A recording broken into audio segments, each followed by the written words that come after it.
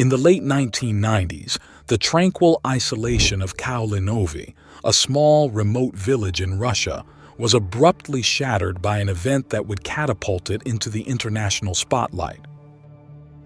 This event centered around the discovery of a creature so bizarre and unexplainable that it challenged the boundaries of known science and ignited a storm of speculation, debate, and mystery that continues to this day.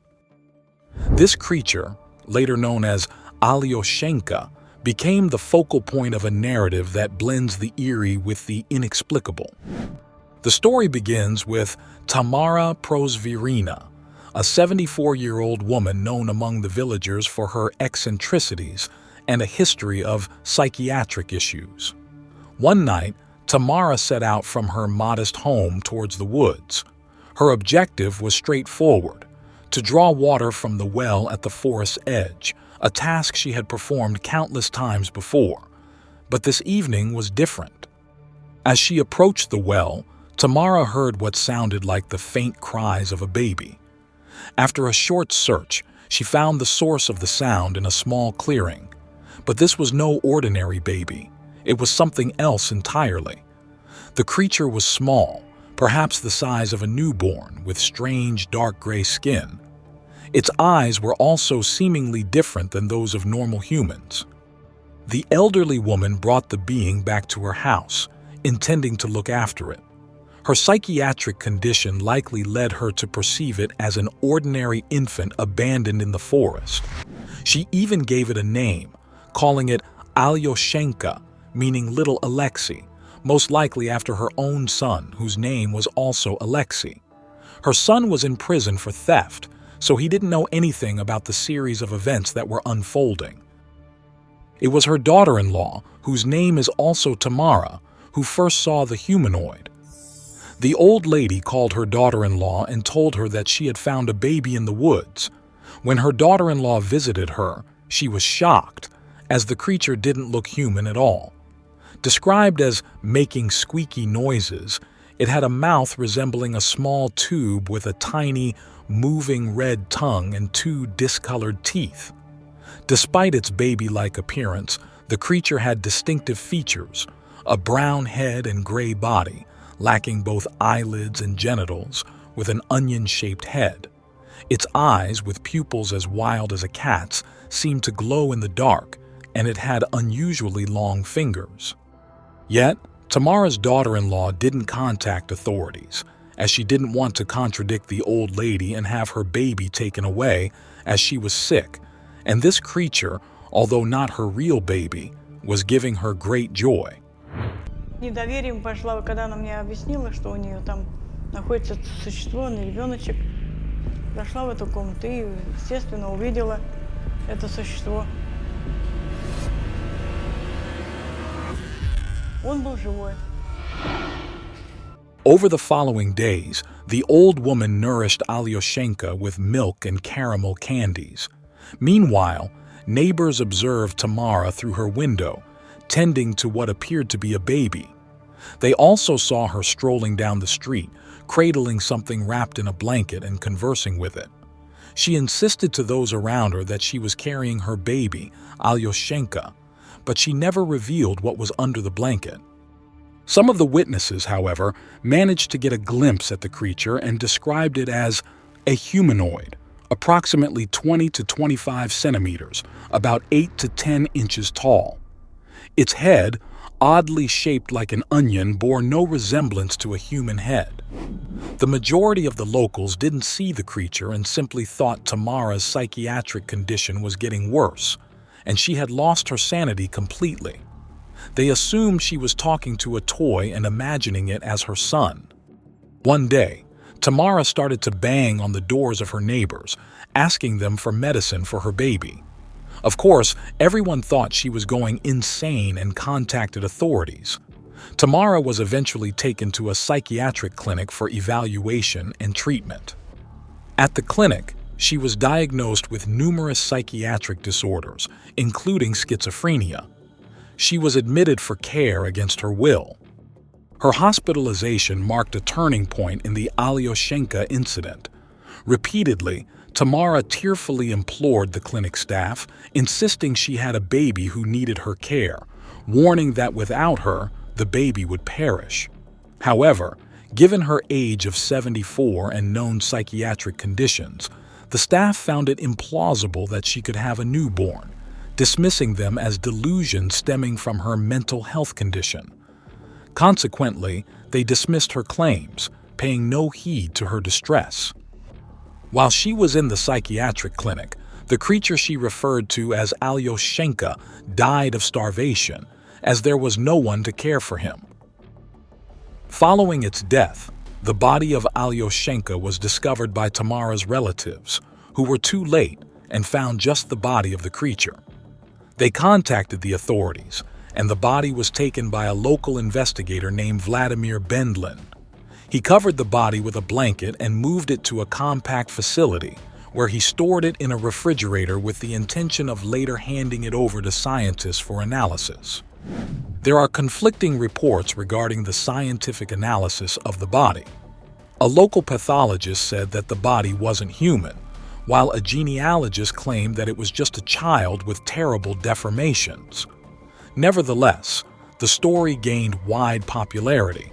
In fact, the Japanese media outlets were very fascinated by the story and saw it as an opportunity to explore a potential extraterrestrial event. A Japanese TV crew traveled to Russia to document the case, interview locals, and investigate the circumstances surrounding the discovery of Alyoshenka. They wanted to start with Tamara Prozvorina, the old lady who initially discovered the humanoid. Unfortunately, Tamara died in an accident in 1999 while she was trying to flee from the psychiatric clinic. Locals reported that she was seen dancing on the highway moments before being hit by a truck. Japanese researchers and scientists expressed interest in studying the remains of Alyoshenka to determine its origins, whether it was an alien, an unknown creature, or a human with abnormalities. They even offered $200,000 for the body. Bendlin handed over the corpse to Boris Zolotov, a renowned Russian scientist, in the hopes of getting some information on the true nature of the creature. After some time, it turned out that the body was lost, leaving the mystery unsolved. Boris Zolotov narrated an odd tale, claiming the body was seized from the scientists that transported it, following a UFO sighting on the road. Когда его везли, группа обнаружения, то появились, как говорится, неопознанный летающий объект.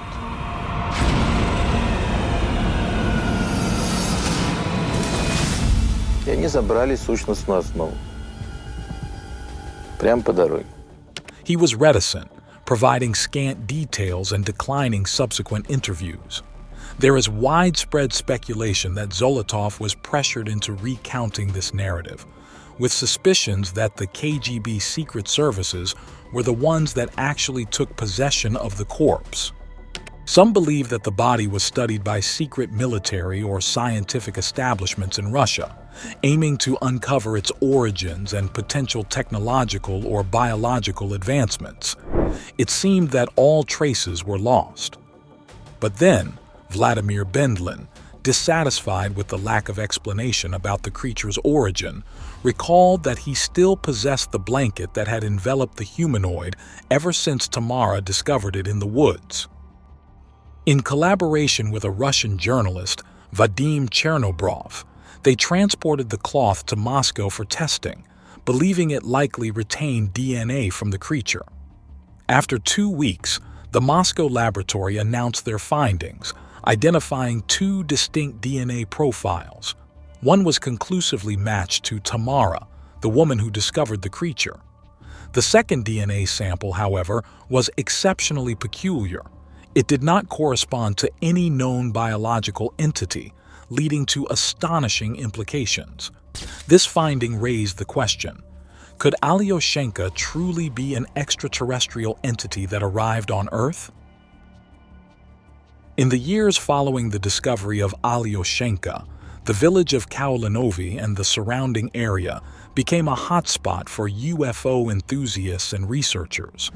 People from around the world visited the site, drawn by the mystery and the possibility of discovering new evidence related to extraterrestrial life. An investigation group called Cosmoposk, or Space Search, dedicated a number of expeditions to the area in 2002. They engaged extensively with the local people, who, curiously, told them an interesting legend about the place.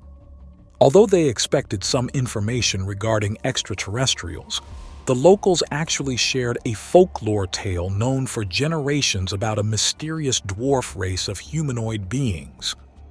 According to the story, these little people dwelled in caverns beneath the forest where Alyoshenko was discovered. This same team revisited the site in 2015 and erected a monument in honor of Alyoshenko. To this day, it's still unknown whether the humanoid being was an extraterrestrial or if it belonged to an unknown race of small humanoids living in caverns in the remote forests of Siberia.